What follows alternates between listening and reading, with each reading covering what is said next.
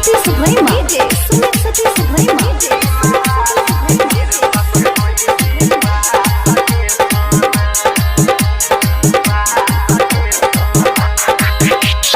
मैया के भगती कइले तोहर पूरा होइतौआ सजे सोना।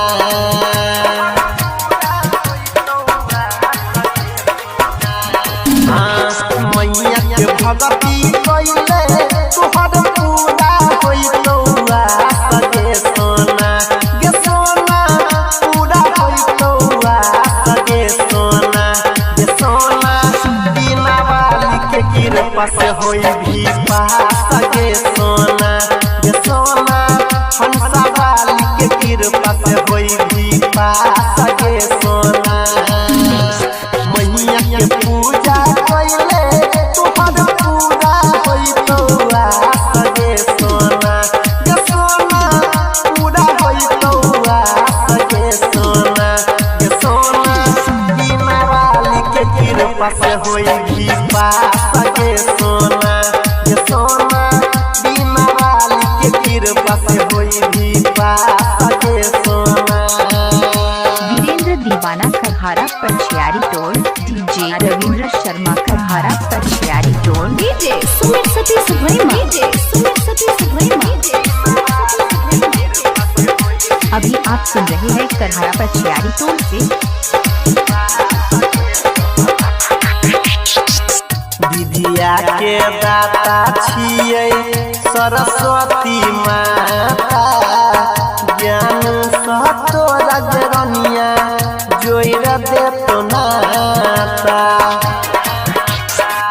विद्या के दाता छियै सरस्वती माता। जोइर देतो तोहर रनिया ज्ञान सनाता। होई जई भी तोय तो ज्ञान सभा का देखा सगे सोना। गे सोना सभा का देखा सगे सोना। गे सोना बिना वाली के कृपा से होई भी पास गे सोना। गे सोना हंसा वाली के कृपा से होई भी पास गे सोना। वीरेंद्र दीवाना करहारा पछियारी टोल। डीजे सुमित सती सुभैमा सुमित सती सुभैमा। डीजे रविंद्र शर्मा करहारा पछियारी टोल। अभी आप सुन रहे हैं करहारा पछियारी टोल से। मैया के भगती पर दही तोय ध्यान गे। बढ़ जे तो ज्ञान रनिया होई जई भी विद्वान गे। मैया के भगती पर दही तोय ध्यान गे।